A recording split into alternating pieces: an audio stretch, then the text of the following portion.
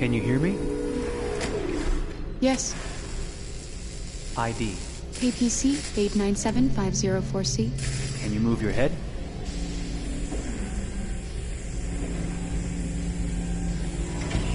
Your eyes now.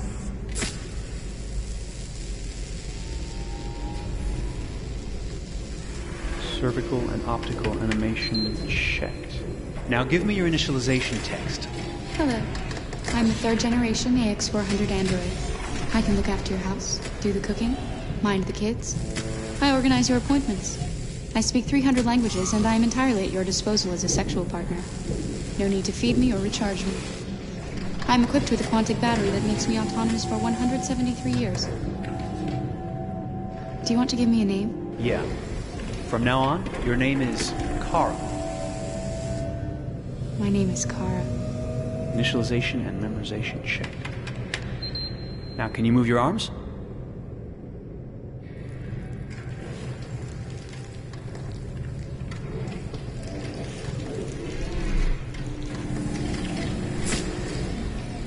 Upper limb connection checked. Now say something in German. Ich bin ein AX400 Android dritter Generation, erschaffen als Ihr persönlicher Assistent und intimer Beziehungspartner. Say it in French. Je suis un androïde de troisième génération AX400, conçu pour être votre assistante personnelle et votre partenaire intime. Okay, now sing something in Japanese.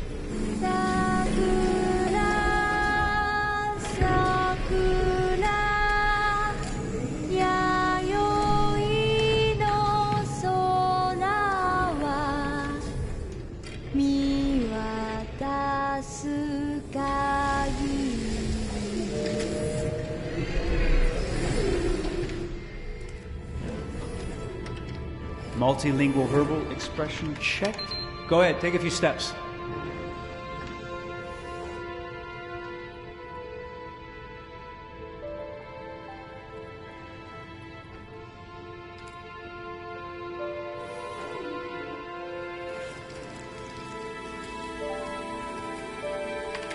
Locomotion checked.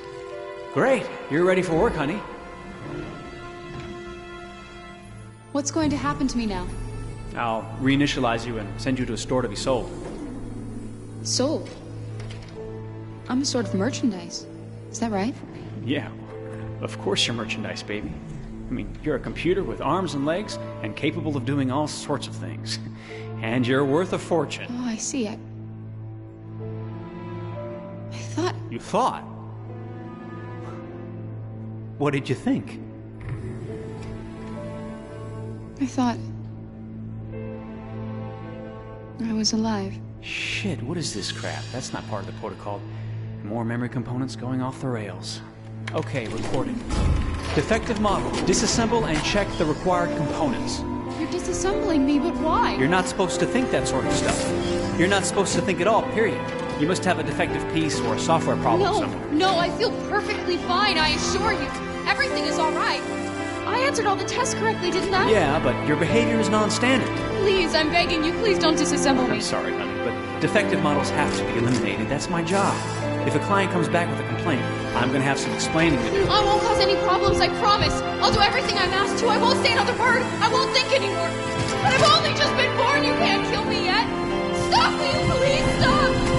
I'm scared.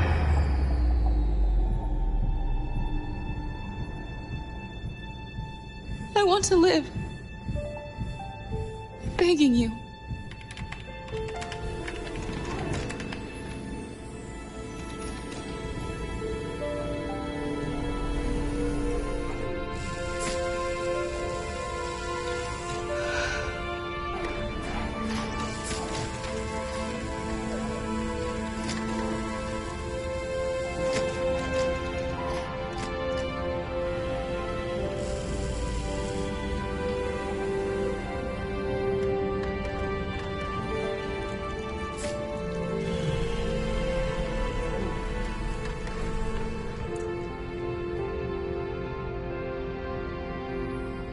Go and join the others.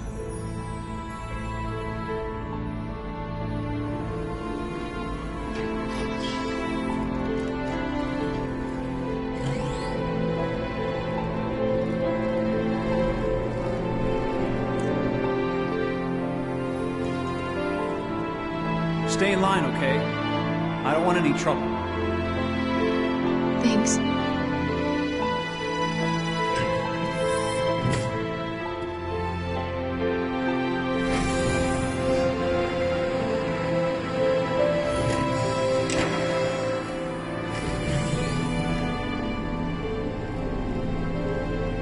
My God.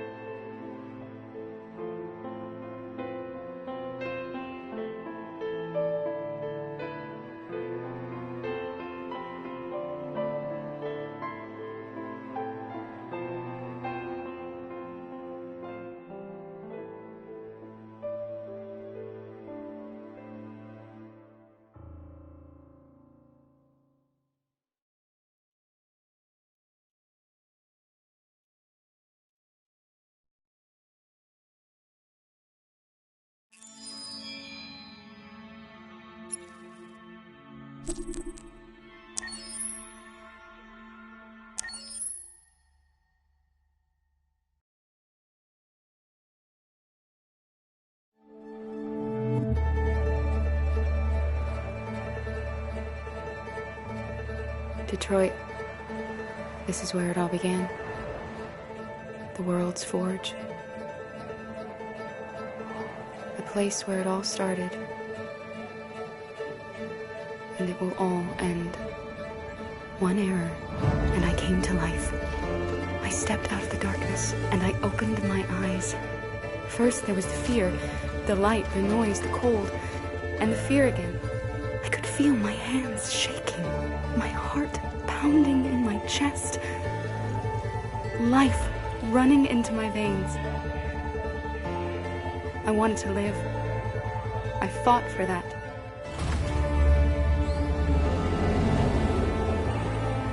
I had to find out what was outside.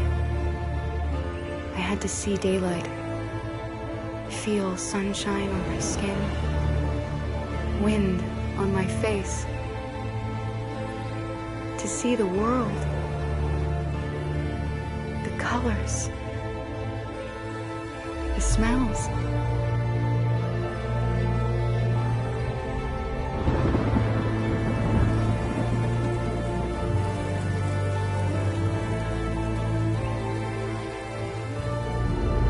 But the world is not what I imagined.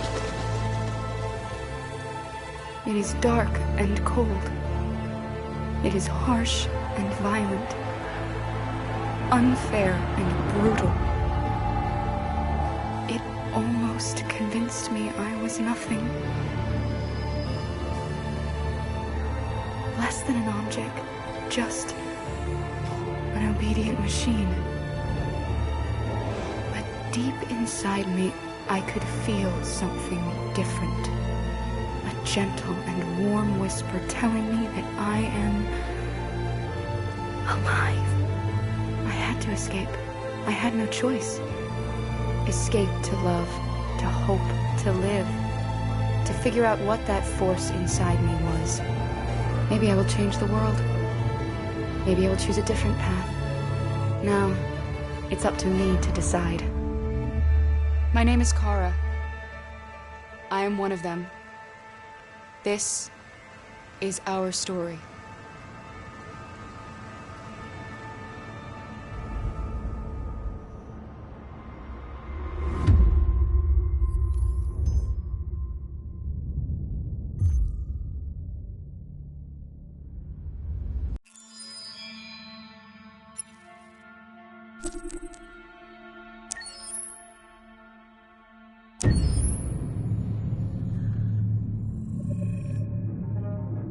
When David and Guillaume got back in touch about making Detroit, I wasn't terribly surprised they decided to make it because the fan response was so intense. So it makes sense that they would choose to do that after the enthusiasm. It was a challenge, and it was just an interesting thing to get my head around how to approach this character now as a different, much older person, and whether or not she had changed. And I'm very happy to say that with Detroit, I've had the opportunity to to see Kara grow so much more than I ever expected. You do the housework, the washing, you cook the meals, and you take care of... God damn it, where the fuck's the rat gone now? Alice! Alice! I mean, she starts out essentially how she does in Kara in a very, not robotic, but, you know, android, other way, and getting to take this journey where she becomes more and more human as it goes on. You know, and as an actor, that's a wonderful exploration in every way, whether it's how she sits, her posture, how her voice changes, how emotions change, and how much emotion is based on things like empathy and social experience. And so having, you know, as much material as I got with David to have this huge, nuanced arc was really incredible. Why couldn't we just be happy? This experience has been quite different than the experiences I've had shooting film or TV or doing theater work. I have 83 dots on my face and a really flattering black wetsuit type thing, and you're jumping around with props, and it's kind of like being a 10-year-old imaginative kid, which is fun. There's 80 cameras around us. It's already lit.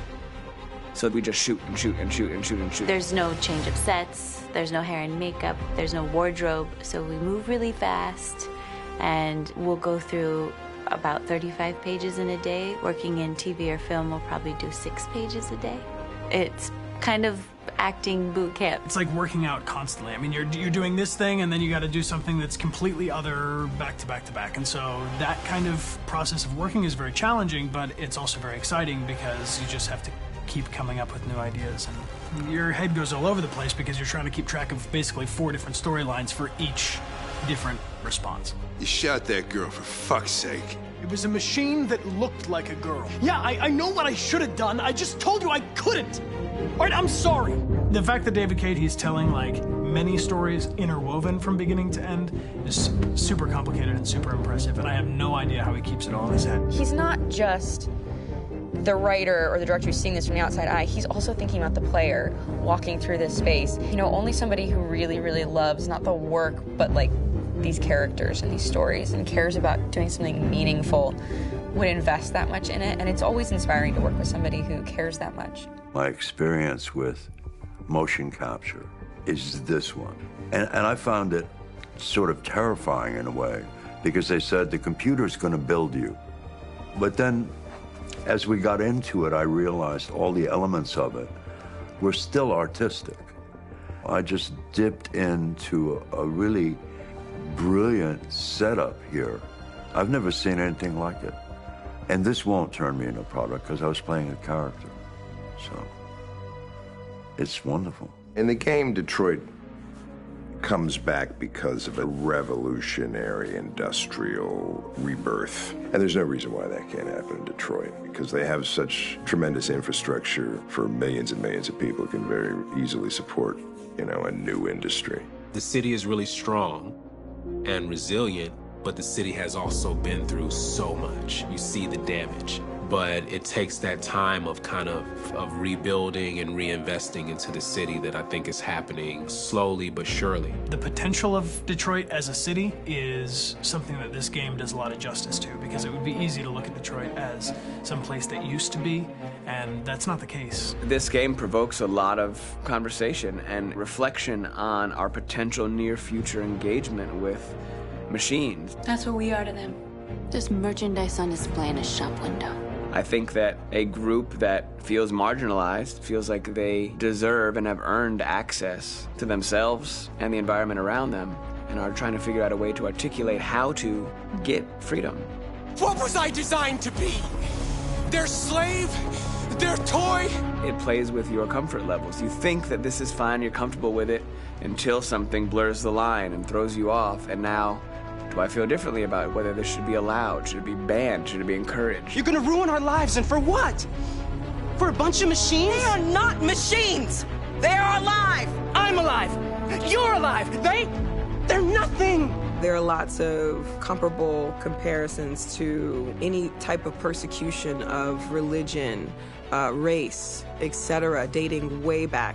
It can't just be a video game where you shoot 'em up or where people make these choices to do whatever. I think that's the whole point. You have the choice, and you can either choose to go in one direction with your character or another. And I think that's going to be very telling about the gamer. Very telling. I think there's going to be a really strong reaction to this game, which has such a strong perspective. I'm that much more proud of it now to get to be a part of it because it's important. In this game, you're actively building and designing the character through not just what kind of shield does he have or what color hair does she have, but like their temperament and the way they deal with problems. The different endings to this game are so radically different based off maybe seemingly insignificant choices in the moment, but like life, they all add up. And can't play life again, though.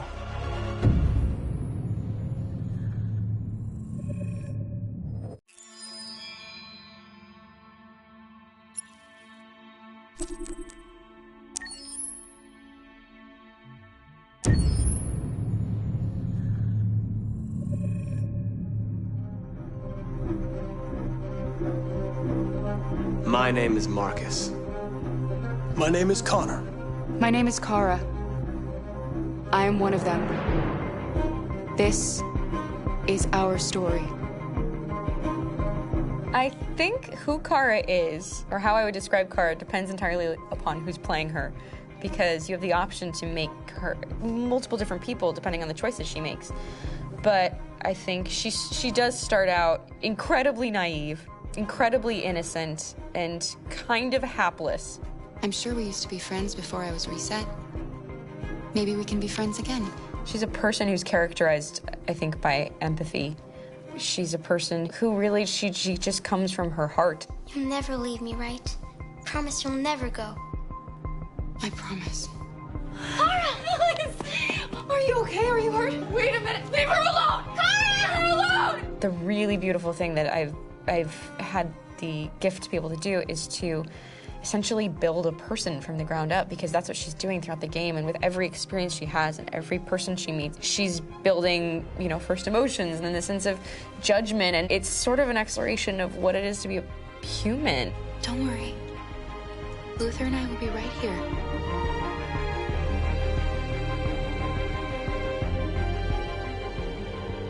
David and the creators have painted a really intriguing and engaging picture of a near future where we rely upon androids for a lot of our service class business, the class that serves us, that helps us, that handles our baristas and our drivers and our housemaids. And what is humanity, where we tap into it, how and why we treat each other the way that we do. And my character Marcus has a really intriguing journey, becoming deviant, realizing that he actually has feelings and human qualities inside of him, and it's a really incredible ascension into becoming fully realized and coming to terms with what you actually deserve better than this in life. And not only do you want it for yourself, but you want it for your peers. We've come here to demonstrate peacefully and to tell humans that we are also living beings. All we want is to live free. You know what? This thing, Dad, is not your son. It's a fucking machine! I think that a group that feels marginalized, feels disenfranchised, feels like they deserve and have earned access to themselves and the environment around them, and are trying to figure out a way to articulate how to get freedom. Connor is analytical. Connor takes things literally. He starts in the beginning place where he's very mechanical. He feels nothing inside, of course, and it's all just a system, a protocol that he is executing to get whatever he wants to happen, which is help humans stop deviants and to find the link between deviant androids. You were designed to serve humans, not kill them! What was I designed to be? Their slave? Their toy? Just say, I killed him! Is it that hard to say? Stop it! Stop! But of course, over the course of the story, and depending on the player's choices, Connor can grow in many different ways. He can deviate from that procedure or not. Moment of truth, Hank. Am I a living being? Or just a machine?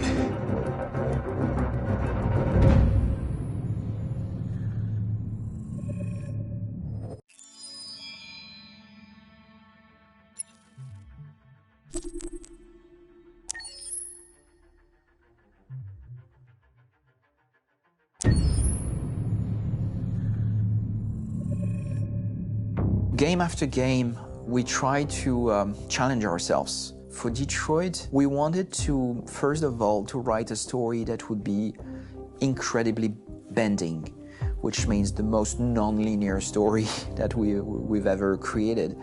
And we wanted really the player to have the possibility to change the story, change his own journey. When you're writing at Quantic, you're writing for an interactive medium. You know, when you're working in television, you'll put a character in a difficult situation, and you as a writing team will argue about what would that character do. But ultimately, you have to decide what happens, and you just show the audience. What's interesting about interactive drama is you bring the player into that conversation, and it changes your job slightly as a writer, because your job is to provide a narrative context in which the player can write his own story. You're giving him this kind of narrative Lego that he's going to snap together into his own shape. You also have the ability to make your audience attach themselves to your characters, because the audience is in some sense responsible for what happens to the characters. It's just a few cans. Come on, let's go. We have some cash now. You used me to steal that money. How could you do that? I trusted you. What is a bit specific about these scripts is how large they are. If you take a film script, there are about 100 pages. But here we have to deal with a script that is between 4,000 and 5,000 pages. Everything becomes bigger because we don't just tell one story, but we tell all the possible stories that can be told within this narrative space. On Act 3, our final act, we have around 1,000 different scenarios. And every one of those scenarios has to be as interesting, as passionate, as strong, and as emotional for the player. We want every action that the player does, every interaction that is available to serve in telling the story, and help the player understand who his character is, and build that character moment to moment.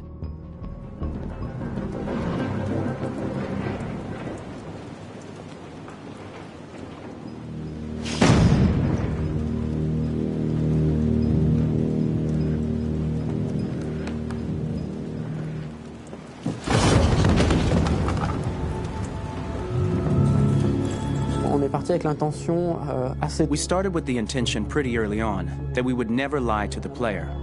So we implemented a visible tree structure in the game that players can consult during a scene or at the end of it, which shows exactly what they did and what they missed. There are games out there offering world exploration. We offer narrative exploration. You know, keeping control of such a wide and large story is a huge challenge. So same thing when you shoot with actors, because you will need to shoot many different versions of each dialogue, of each scene. For actors, it's a huge, huge challenge. Because of the style of the game, you have so many different ways that the character can go. Every decision, it's what I call kind of choose your own adventure. Like every decision that the player makes, it's going to open up 40 more pages of material and experience that ties in, which means as a performer, you have to try to continue to make things feel real that the player might not ever see, but also that in performance it's not always connected to a previous act. It's grueling, it's hard work, but it's a great team and I enjoy doing it. I was really frustrated, until I got to this point where I kind of was able to step outside of my own experience and even in a lot of ways my own process and be able to step outside of that and okay, this is something new, what do you need? How do I meet you there? How do I give you what you need and still feel like I'm doing what's right? And once I did that, then all of a sudden it got really fun. It was much freer and having to approach it in a new way and think about the player and think about how it serves them and what I'm doing for them or what I'm letting them into. It's really, I think, helped me grow in general. Remember, there's nothing on the left, that's a wall, so it's probably all there. And then make her come first, close, but I think you would go first to check that it's safe. Okay, sure.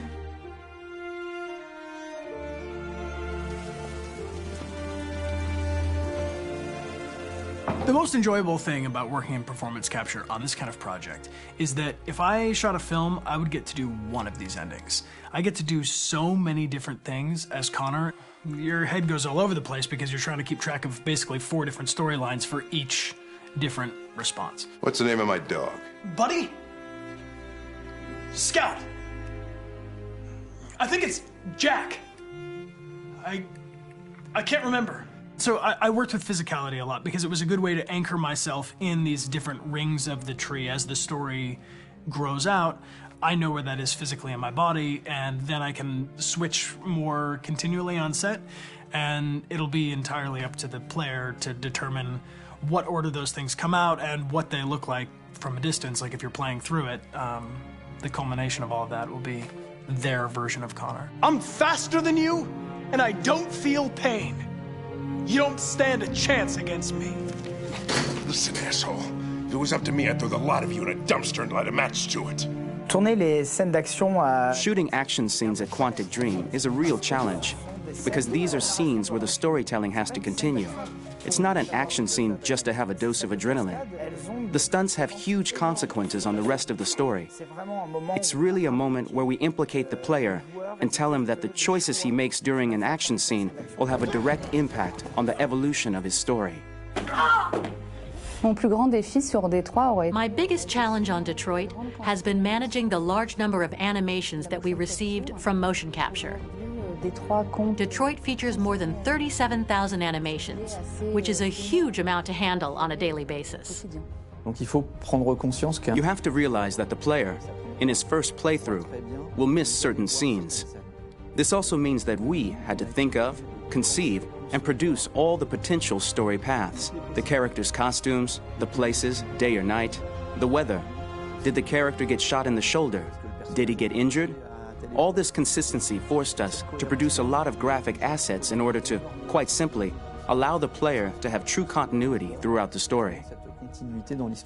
Honestly, we were even surprised by the challenges that come with such a big tree structure, and we did our best to guarantee quality across all the game and make sure that whatever path you choose within this narrative space, you will have an equally good experience.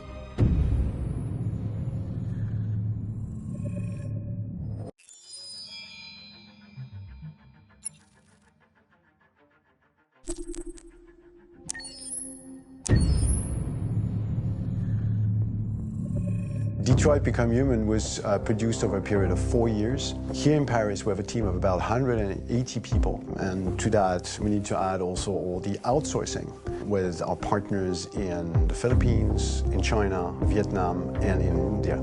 So when we started working on this story, I had to imagine where Kara was built, and for whatever reason, the city of Detroit came very quickly to my mind because it had already an incredible story by itself of history and themes. So we traveled there with the team, and we were really moved by what we saw, and we could really feel the desire to fight and really be born again. And we just continued this curve, this growth, and just imagine what Detroit would be like if the Android industry was, using these huge factories to build androids there. A very strong element in Detroit is that there's a lot of industrial wasteland and a lot of nature too, and for us, the graphic designers, it was an incredible playground. The destroyed zones which we wanted to preserve, we appropriated them to turn into something else. Then in the areas that needed to be rebuilt, we were able to imagine our Detroit of the future. We didn't want to make a science fiction universe, but a world of anticipation. If we chose science fiction, we could have imagined flying cars, extraterrestrials, but those things are very far from our current everyday life. Anticipation is more about gleaning from our contemporary reality, the one we know, because Detroit is set in 2038, and 2038 is tomorrow. The difficulty we had was sticking to reality. That is to say, technology becoming more and more invisible, a lot more elegant, and at the same time, making it visual. So all the computer equipment, autonomous cars, we simply had to invent. They are in fact very technological objects, but at the same time remain very credible and ingrained in reality. To create a cohesive universe in the fashion and clothing of the human characters in 2038, I didn't want to put an accent on strange shapes, or really vibrant colors, and things we wouldn't know. That I wanted to keep for the androids. The goal was to create something familiar which we can identify with in this future setting. Working on the artistic direction for the androids was a bit special because this is a project about the place they could occupy in the human world. It was out of the question for them to be too beautiful or too perfect. They had to correspond to every social class, rich and poor. Inspired by everyday utilitarian clothes, I brought a modern touch by adding dynamic display surfaces, the armband we can see on the side, the triangle on the front and back, an LED. Like that, there's no confusion. Wait. You're sending an android? All right, now, we need to go. You can't do that. Why aren't you sending a real person? Once we cast the actors, we travel to meet them in order to scan their faces. We record the structure of their face with the scan. And we record the colors and patches of skin with photography. Once we have this information, we will use this as a basis for modeling and creating the characters. The artist will make it more realistic, but will also enrich it. He will propose ideas which we will develop together. Finally, we will have a character with character who corresponds to the project and the world. When the actors come to Quantic Dream, we show them the design, what their image will be, and what they will look like in the game. This extra information gives them another dimension and color to connect with emotionally. It helps them think about how to play their character. Your mission. That's all you care about, huh? You should consult a professional who can help you. Beat it, you hear me? Get the hell out of here! So there are 3 types of shoots at Quantic Dream. Shooting and performance capture, where you capture the whole actor, his voice, his face, and his body. These shoots are obviously done with American actors because the game's original version is in American English. After that, there are the body-only shoots, representing around 250 days of filming, while the performance capture is 100 days of filming. Now, body-only shoots, there are 2 types. There are the action shoots and the technical shoots, which are mokit shoots. Mokit is when the player controls a character on the screen, and he moves in an environment to explore it. This is of particular importance at Quantic Dream, and therefore we shoot a lot to offer a unique context for each scene and each character. To prepare a motion capture shoot, we first get together to look at the sets we need, the animations that we want to shoot, which ones need to be grouped together, or which ones need to be cut and shot at another time, so that we get the most out of the shooting day. This often means shooting scenes out of order, especially those with big props or accessories, like a big car, for example. So we shoot all the animations related to that particular prop first.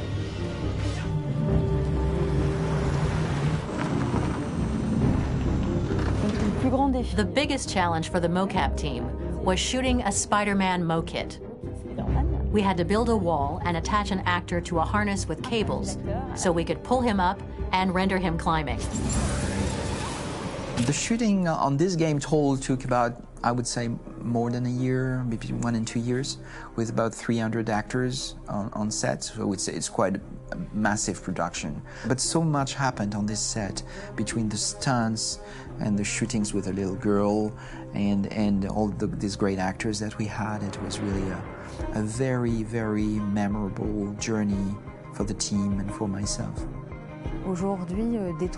Today, Detroit has over 37,000 animations. When we retrieve the motion capture data, it's just a cloud of points, which represent all the markers worn by the actors.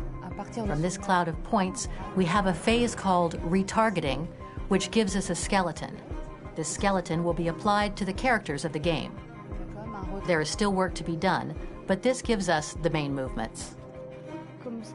Since we are working on something very realistic, we must recognize the actor and also recover all the emotion he expresses in his performance.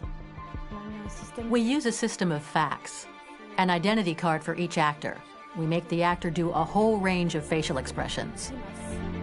Then we recover all the expressions and paste the animations on a puppet that Jan has prepared.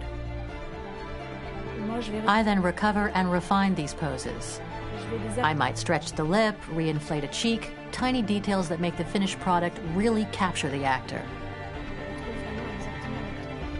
Because of the nature of our mocap system today, when we receive the animations, we're missing eye movements, and so the character has that dead look. He really has no eyes, so then it's a big part of the work for the animators to find the regard of the actor in relation to his position, in relation to the body, etc. It was crazy when I saw the newest model for Kara, because they've been working on it and working on it, and this was the first time I literally jumped in my seat. It not only looked so much like me, it was the fact that it looked so lifelike. It wasn't that it looked just like it was a camera, it was something else, you know, but it looked alive. It's exciting, and it's kind of terrifying. Game after game, we learned the rules of optics and filming, and our goal with Detroit Become Human was to have cameras that would actually emulate the optics of a real physical camera.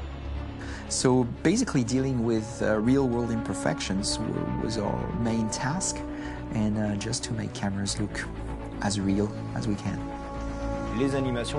Once the animations are shot and processed by the animation department, integrated and polished, we film them. That is to say, we really do a mise en scène, as in cinema. The real difficulty of our job is to know if these cameras are telling us something. Are they in the emotion of the scene? Do they describe exactly what the action must convey, what must be felt? The most important challenge for me was one of the final scenes where Marcus decides to start the revolution and go to the battlefield. Very quickly, we imagined this to be a huge sequence shot. We wanted the feeling of a cameraman running behind us while showing Marcus, the androids who help him, the person shooting at us, etc. Above all, it was necessary to say to oneself, this scene is very violent but does not glorify war. On the contrary, that war is something improbable and absurd. It was really a fun challenge. The idea was to say we have 3 characters. We would like each of them to have a specific cinematography. We wanted Kara to be much more filmed with some kind of handheld camera, to have something very living, very breathing. For Connor, we wanted something very cold and very perfect. And for Marcus, we wanted something epic and spectacular. So it was about the filming, but it was also about the photography. So we worked with a director of photography to give each character a different lighting, different key colors. Each of them would have their own worlds. And finally, we worked with the composers, so they would create a specific sound for each character, so each would have his own world and his own style.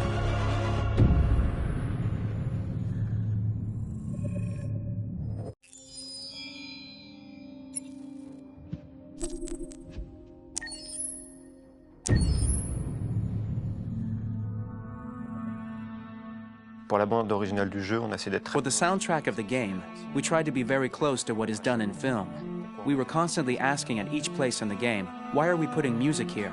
What is it going to say? So we focused the music on bringing emotion, which is interactive, and supports the character's arc. I'm sorry, honey. I'm sorry.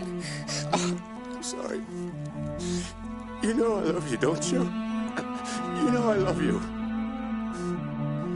We make games that are very narrative. We're really into interactive drama, so the soundtrack also had to go in that direction, supporting the 3 characters' very different stories. We really wanted 3 colors, 3 musical sound identities, and from there, having 3 composers made sense, since the story of Kara, Marcus, and Connor are all completely different.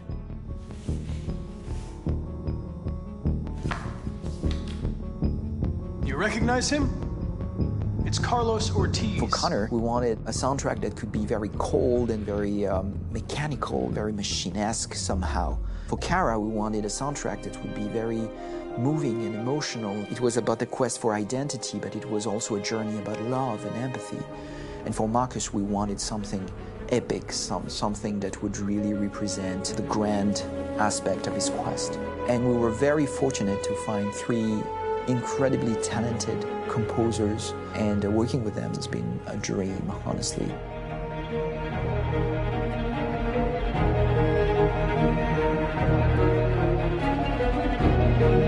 My name's Philip Shepherd, and I'm a composer and a cellist and a producer, and today we're at Abbey Road Studio One, which is my favourite studio in the world, and today we're recording the soundtrack for Kara from Become Human.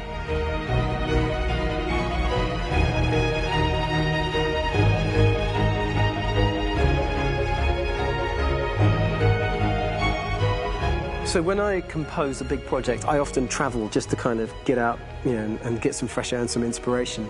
And I go hiking and traveling in Montana a lot. I had a log fire in the room that I was staying in, and the flames were kind of making absolutely direct music. And it became the basis for Kara's theme, and it sounds something like this.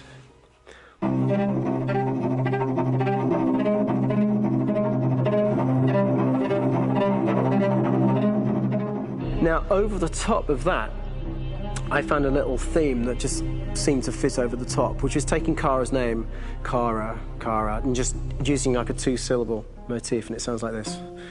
We're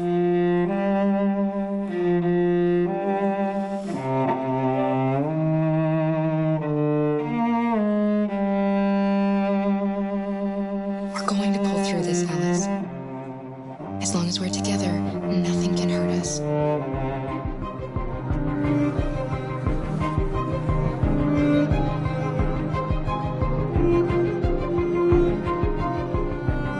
And all the time that's fitting over.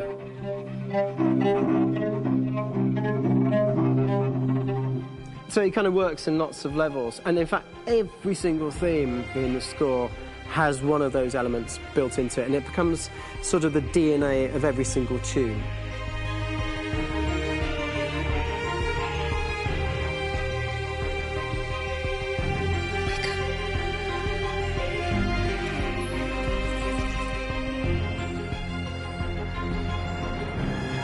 For me, writing this theme for Kara, I actually had to tap into what it feels like to be a father to daughters.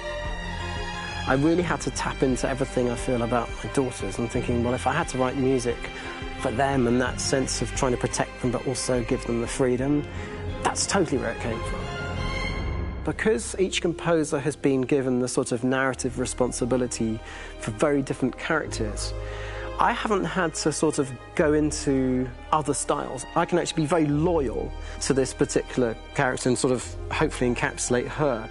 But it means also I've suddenly become very connected to this character.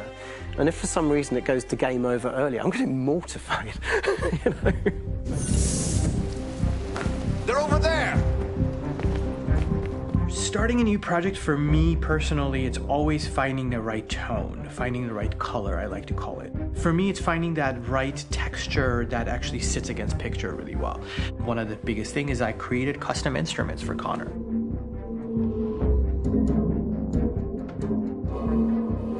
I pulled out all my vintage synthesizers to be able to capture this robotic person, if you will.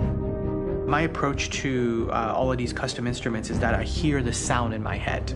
And either I could just come into the piano and just be like, all right, so I'm gonna just get on the computer and just create it. I rather be able to play these instruments physically. Oh, that's nice. If you can do that.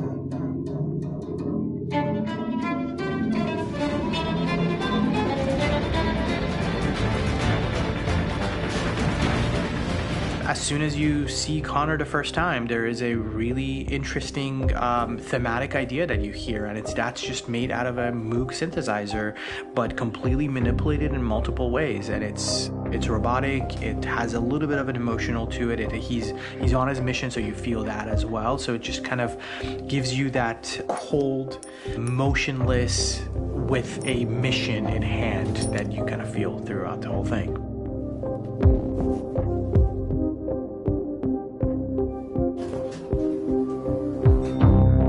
Because the music evolved, one of the things that I was very weary and I was very kind of focused on was the way that the music has to evolve.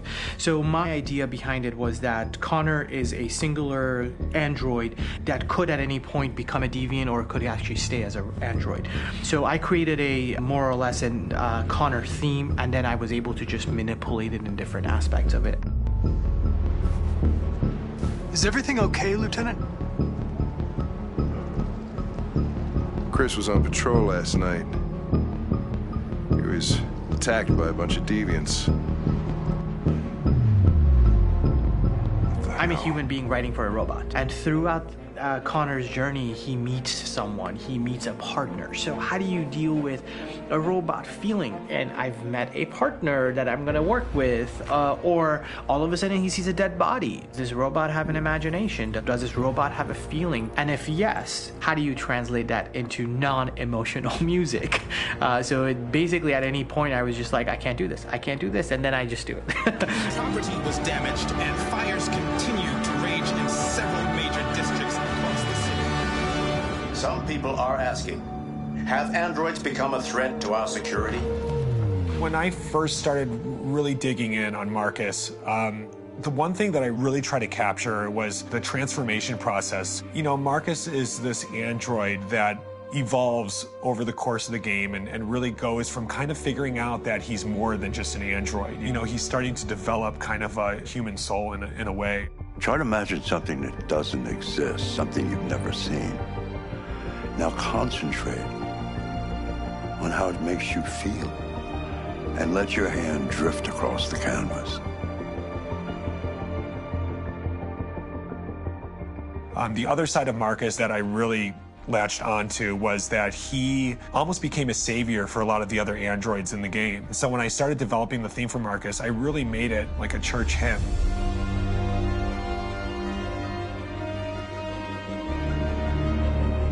I wanted it to be very simple. I wanted to make it a chordal melody. I really wanted to make it almost like a Bach hymn. The tough thing with that is it had to be recognizable. If I made it too complex from a harmonic standpoint, it would be hard, I think, for people to kind of pick it out and recognize it. It's very acoustic derived, but it's also been treated with a lot of effects and things to kind of put it into the space that I felt the sound should be in. It can be beautiful, it can be haunting, it can be extremely powerful from an action standpoint, and I'm really happy with the way it turned out. The music is there, but it's subliminal and it's emotional, and people are feeling it, and it's not distracting. And that's tricky with a game like this, where you have to have a lot of ins and outs like that, where the music kind of has to get in and out of these moments. This is a war we're fighting with the humans. If we fail, they'll destroy us. I think the game's been put together so well where I just wanted to make sure that I wasn't ruining the emotion.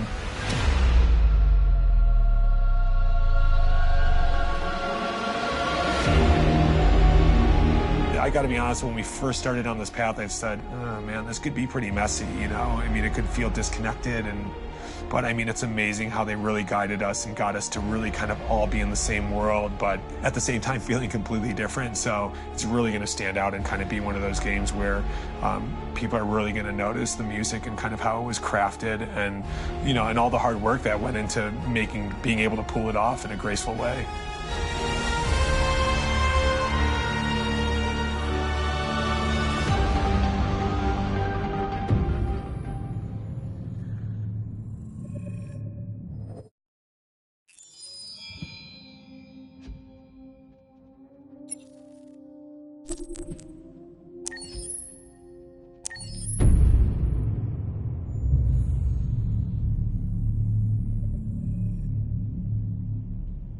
For starters, what should I call you? I'm Chloe. And you, what's your name? Oh, John. My name is John. Delighted to meet you, John. Could you tell us a little about yourself and what you can do, Chloe?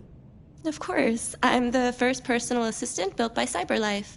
I take care of most everyday tasks like cooking, housework, or managing your appointments, for example. And I understand you're the first android to have passed the Turing test. Could you tell us a little more about that? I really didn't do much, you know. I just spoke with a few humans to see if they could tell the difference between me and a real person. It was a really interesting experience. But this is the first time in history that man has created a machine more intelligent than himself. I gather your brain can perform several billion operations per second. Is that right? Absolutely. But I only exist thanks to the intelligence of the humans who designed me. And, you know, they have something I could never have. Really? And what's that? A soul.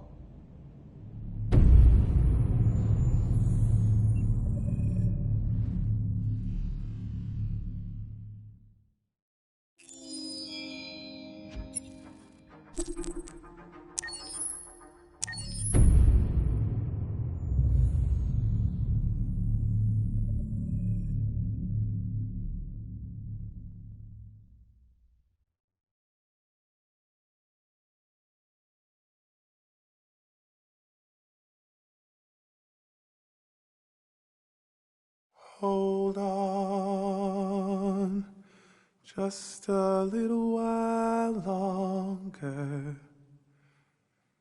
Hold on just a little while longer. Hold on just a little while longer. Everything will be alright. Everything will be alright. Fight on just a little while longer. Fight on just a little while longer. Fight on just a little while longer. Everything will be alright. Everything will be alright.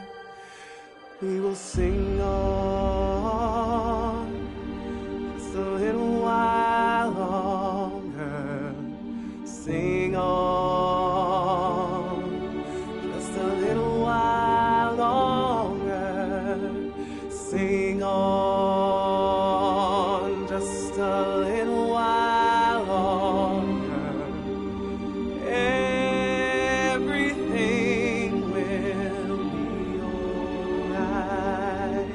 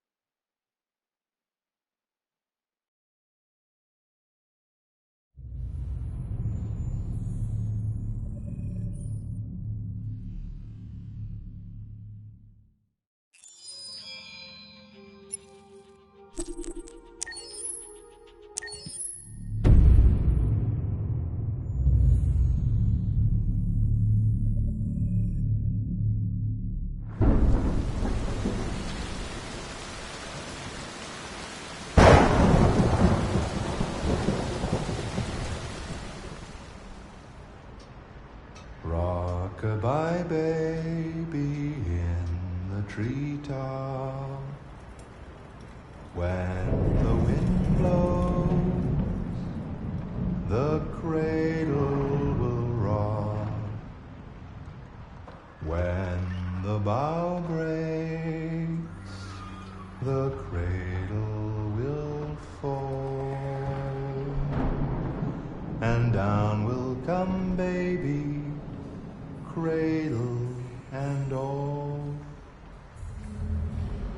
Rock-a-bye baby in the treetop. When the wind blows, the cradle will rock. When the bough breaks, the cradle will fall. And down will come baby, cradle and all. Rock-a-bye baby in the treetop. When the wind blows, the cradle will rock. When the bough breaks, the cradle will fall. And down will come baby, cradle and all.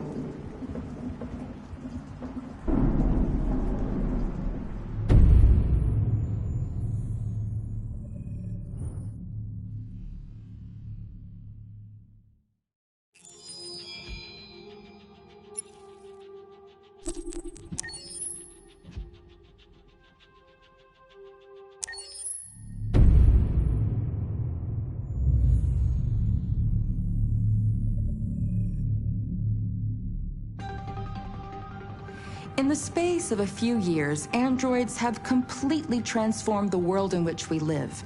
By letting androids into our homes and factories, the CyberLife company has made them everyday technology. The founder of CyberLife, Elijah Kamsky, is a very discreet man. Despite being the CEO of the highest valued company in the world and being voted Man of the Year by Century Magazine, he remains a mystery for most people. That's why we at KNC are so excited to be here as CyberLife opens its doors for the first time. Elijah Kamsky, could you please tell us where we are? Certainly, and welcome. We're currently in CyberLife's production center in Detroit, where all models are designed and manufactured. More than 10,000 androids come off the production line every day. Fascinating. Could you tell us what your goal was when you founded CyberLife? Well, I simply wanted to use technology to carry out all of our most annoying and repetitive tasks, so we'd have more time to enjoy life. I imagine you must have faced many challenges. Yes, there were technical challenges, but the hardest thing was to design an object that we would want to welcome into our homes. We had to imagine a machine in our own image that resembles us in every way, that moves, breathes, blinks like us, but yet is smarter and more capable than any human being. Let me show you around. We're here in Production Unit 4. Could you explain in a few words how the androids are made? Sure, yeah, it's very simple. We use machines to manufacture machines. The removable parts are assembled on a production line, and then we apply a synthetic skin to the whole body. A human operator checks the cognitive abilities with a pre-established protocol, and finally, the android is conditioned and sent out throughout the country. Here's the result. Say something. Hello. I am a RZ400 model. How can I be of service? You can go now.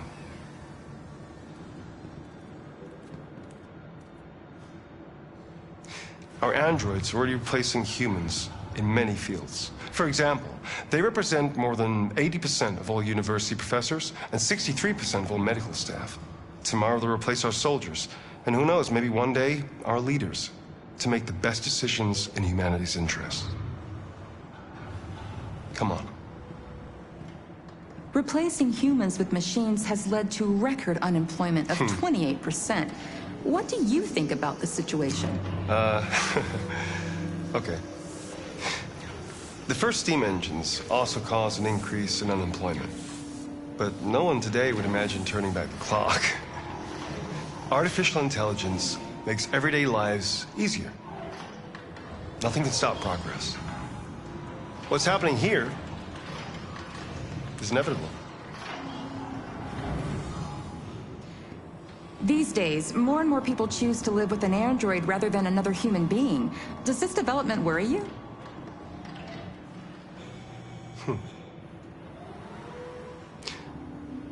Everything's much easier with an android. They obey your orders without ever complaining.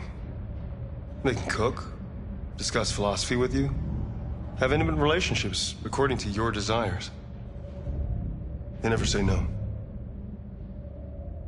Obviously, they are the perfect partner. Everyone deserves happiness. Why deprive yourself of so-called moral reasons when a machine can make you happy?